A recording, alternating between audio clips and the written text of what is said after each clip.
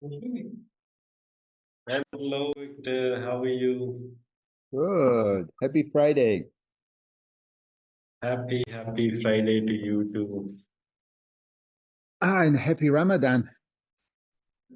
Yeah, and happy Ramadan. It's like, kind of difficult, but then it has its own advantages. Back to spirituality kind of feeling every Ramadan. Yeah, and I was talking with my friend, my assistant, Wasey. He helps a lot, and we're talking about Ramadan. I didn't know. I lived when I was a child. I lived in Kuwait, so a Muslim country, and of course I know about Ramadan, but I didn't know that it moves through the whole year over 30 years or 30 something. That really blew my mind. That's very interesting. Yeah, so just to share a story from my grandfather, he lived up until more than 100 years. So we didn't exactly know his age, maybe 110, 115. So in his lifetime, he used to tell me, I spent a lot of my childhood with my grandfather. He said, three times in my life, Ramadan has come through summers. So the summer ones are difficult, right? So yeah, coming back to your point, almost 30 years it takes because every year it's like 10 days. So assuming 365 days, almost 36 years it will take to come back to the exact time. And that's the difference between the lunar and the solar calendars. Yeah, yeah. So So anyway, yeah, Yeah, I just read a bit about the gathering, didn't go so much in details, but the moment I read it, I was like, this is something I should be part of. I should help organizing one in Pakistan because I've been doing such things like, say, the El Pakistan, which is a big conference under Yangon, not so big in other countries, but we initiated it in Pakistan. We made it big, we took it to the provinces level, and so but now that's gone. That's a thing, like LCOI organizers have to be rotating. So this year I was planning many other events, conferences, and then the gathering also came up. So now I would give you the floor and brief me about the gathering. yeah. So the gathering is a way of my contribution to reinventing how we come together for the modern era. Clearly, it's important that we come together, but also in the age of internet, in the age of, I mean, the realities today are different than 100 years ago or 1,000 years ago. The internet is here and it's a really great way to exchange information. So, coming together for a conference where people sit around a room quietly whilst one person talks at the front is maybe not the best use of the time. Uh, at the same time, the world that we live in is the complexity of the world that we live in, of the problems and challenges that we face, is such that I believe we need more connection between movements. We cannot work only in silos. Yes, we need to go deep, the different solutions, different ideas. Uh, I totally second that, because I always say this to my fellow youth-led climate activists, sustainability activists, that we are all doing a lot in silos. How about we openly collaborate? So what happens is, the reality, there's a lot of politics within the youth-led movements, the sustainability movements. We somehow think if we're going to collaborate with someone, we're going to we are branding or things like that. So yes, back to you. I'm so sorry to interrupt you. No, no, no, you didn't interrupt me. We're having a conversation. And it's really helpful. So when you agree or when you don't disagree with anything I say, it's super helpful when you say it. So those are the ideas. And then another key idea, we have the DNA. So you can look at the DNA, the different parts of the gathering. Another key idea is co-creation. So, because we live in such a complex world with so many people, it's a complex world. Nobody can figure out all of the solutions or even all of the conversations we should be having.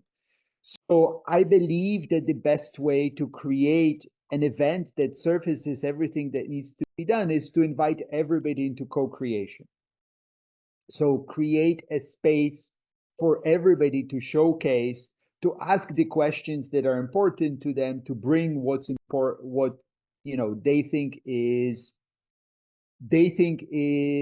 important, relevant to the movement, right? So in a way, the gathering is like a trade show where every organization comes and they think of how they show what they bring to the bigger movement, how they want to show their organization. However, unlike a trade show, the invitation is not just to be selling, but also to bring your questions, to bring your invitations to collaborate, right? And this thing with silos and such that you said, uh, I believe that everything starts with conversation. From conversation come relationships. From relationships come comes collaboration. But we need to start with having deeper and better conversations in order to build a relationship. So that's the part of the equation. That's the flow and the thinking behind the gathering. If we bring people together to have better conversations, to build relationships, from this collaborations will emerge. I totally agree because, if we compare your idea, this model with the usual status quo of events, so what's happening is a few people would come, they would get the chance to speak, while the others are just there for passive listening or maybe some minor contribution. They don't speak their heart out. No one gives them that much importance. I mean, and to rise through all of this, be able to share your ideas, it's very difficult, especially for people like the millennials or the younger generation. They want quicker solutions to things, how to best to share, our and the deeper conversations that really hit me because rarely it happens that we have in bigger events we have the chance to have deeper conversations with someone on some topic. For me personally, I usually do this. Okay, I like Victor in an event. I need to talk to him, and it usually takes maybe another month to either schedule a physical meeting, or even if we are trying to do online, it might take another week to set our schedules and so on.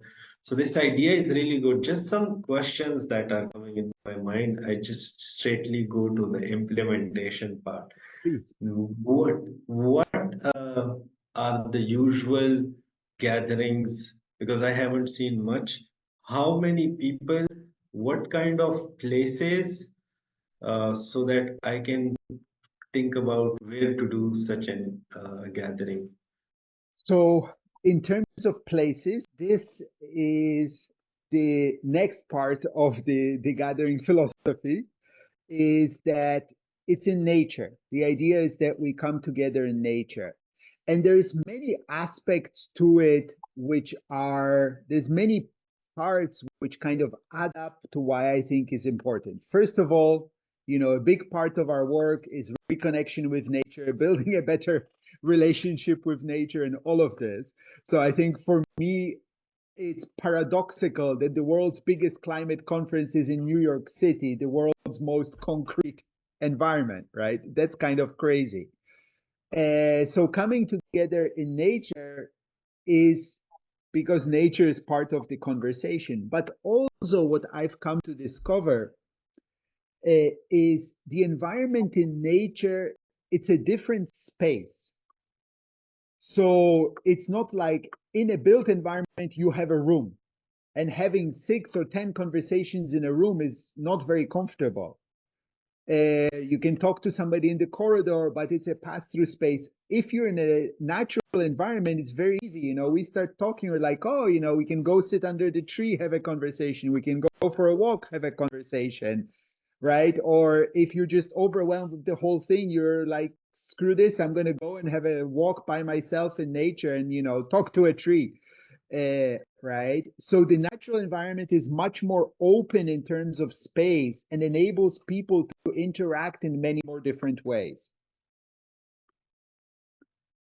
So in Yeah, nature, so I was, while you were talking, I was imagining this. I do have a place in my mind. It's my home. It's my summer home. It's on top of a mountain.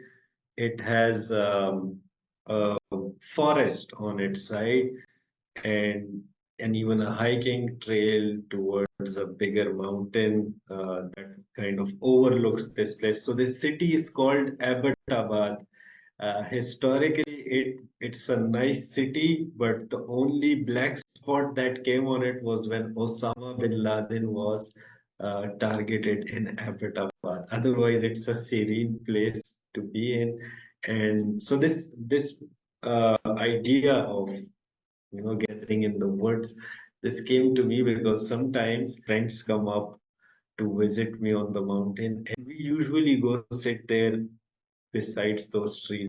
Those conversations are really deep. I totally agree with you. This is a different feeling that not many people, even in my surroundings here, the people who are working with me in Islamabad, even they haven't experienced this. So this would be definitely doable. Now, another short question. sorry, Yeah, before you hold that question, because I yes, didn't answer the second part of your question, yes, which yes. was how big. So we've done it twice in Portugal. The first one was 250, the second one was 500 people. I think for a fast festival, because it's also a festival, it's a celebration, 100, people is where it starts to become feel like a bigger thing. If it's smaller than that, it's a retreat. So then it would be some kind of a different format. But the idea is that it's not just leaders coming together, it's teams, it's bigger representatives of organizations. So yeah, Pakistan is very big.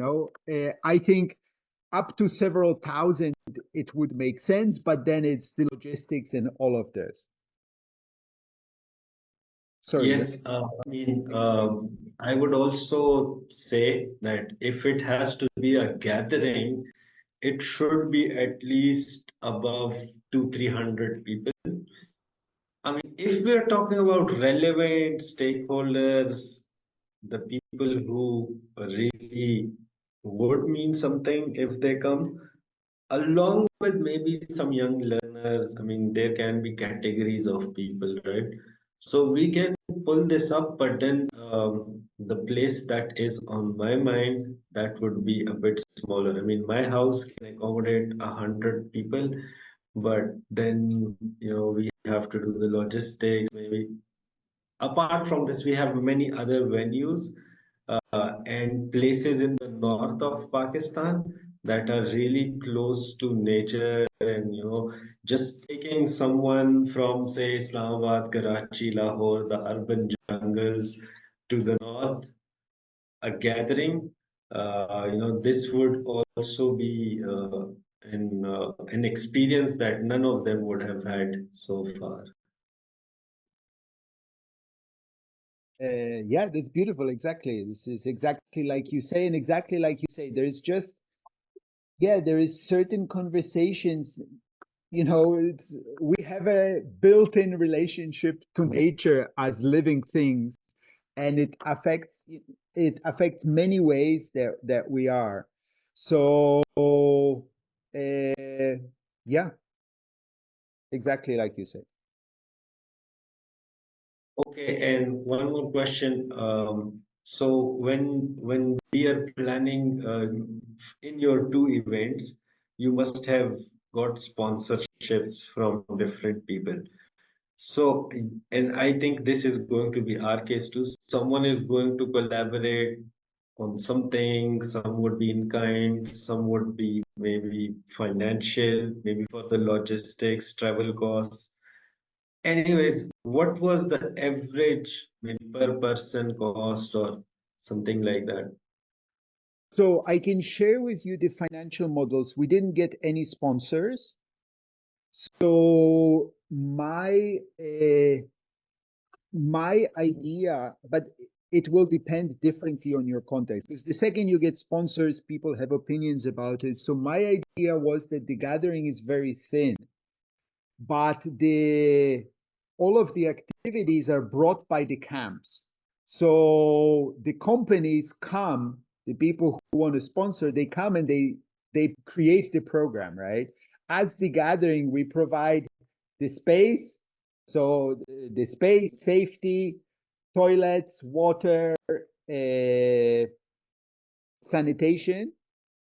Everything else people bring and provide themselves, right? So the food they can buy or they can cook, the other things. So that's why we didn't need sponsors. I'll share with you the financial models.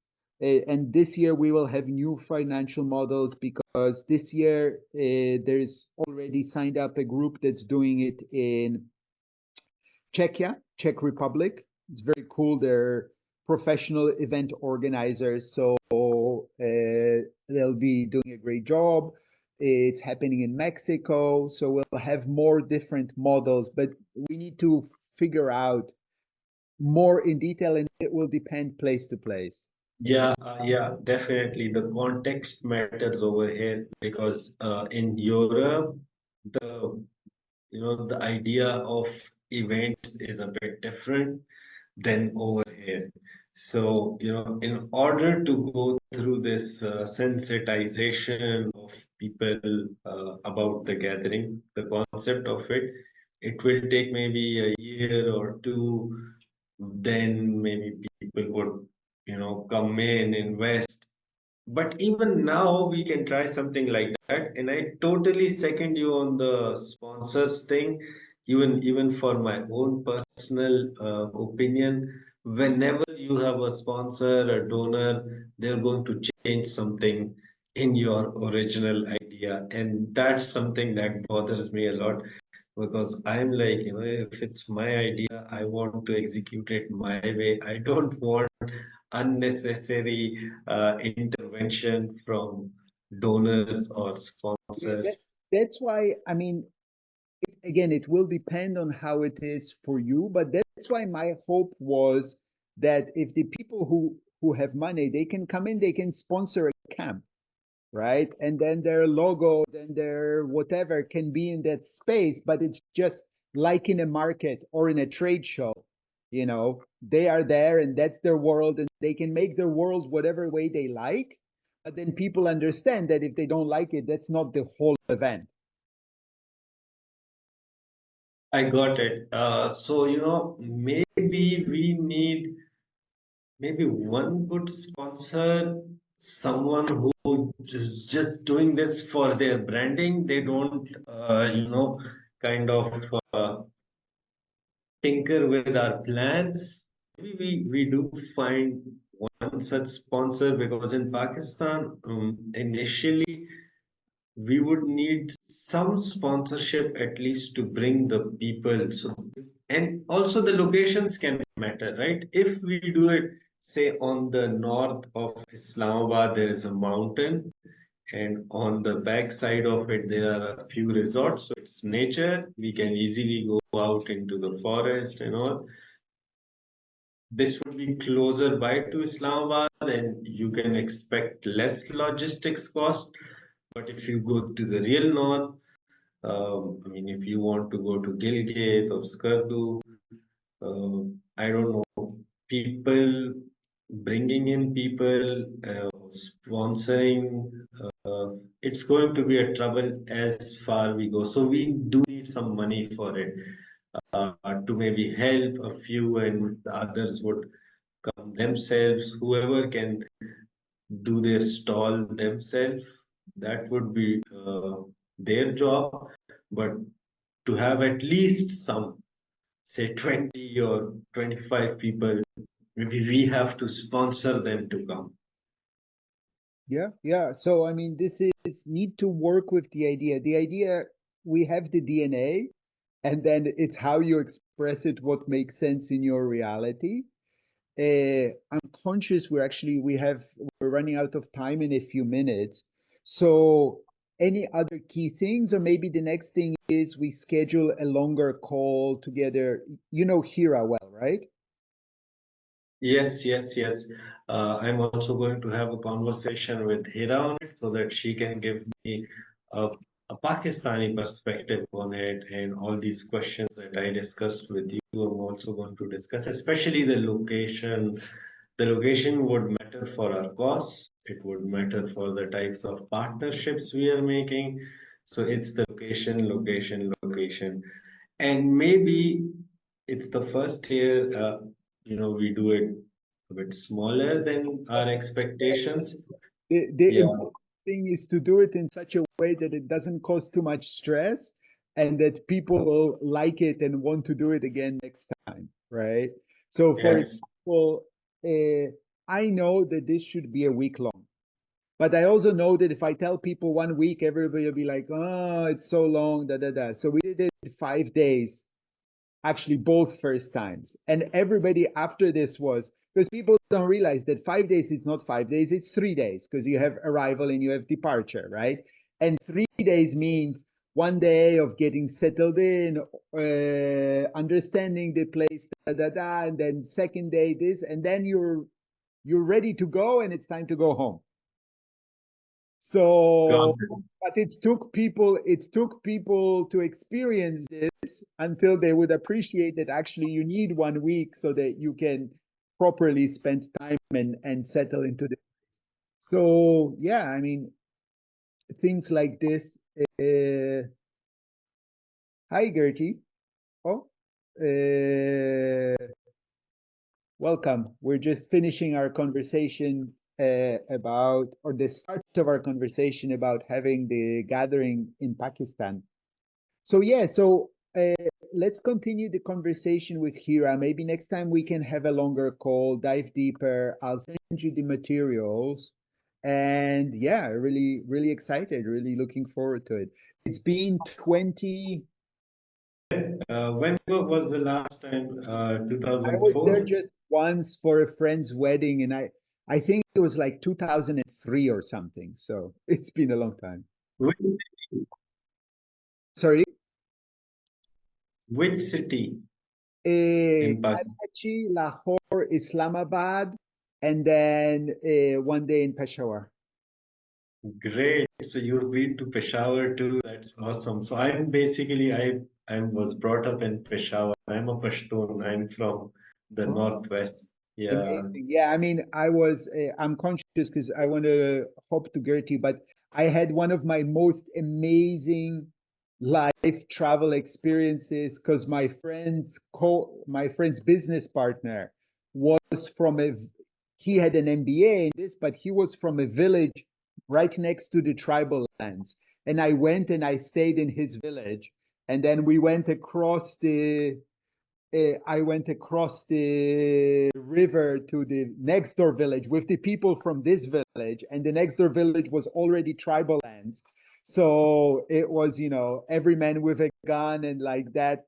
It was incredible. And people, of course, because I was going there with this guy, so everybody treats you like family. Incredible and so beautiful. So yeah, Awesome, awesome. We would love to host you again, and let's continue this conversation. We definitely going to meet and do something impactful together. wonderful, wonderful. Thank you very much. So, and thanks to Gertie for patiently for us. Bye bye. Bye. Thank you.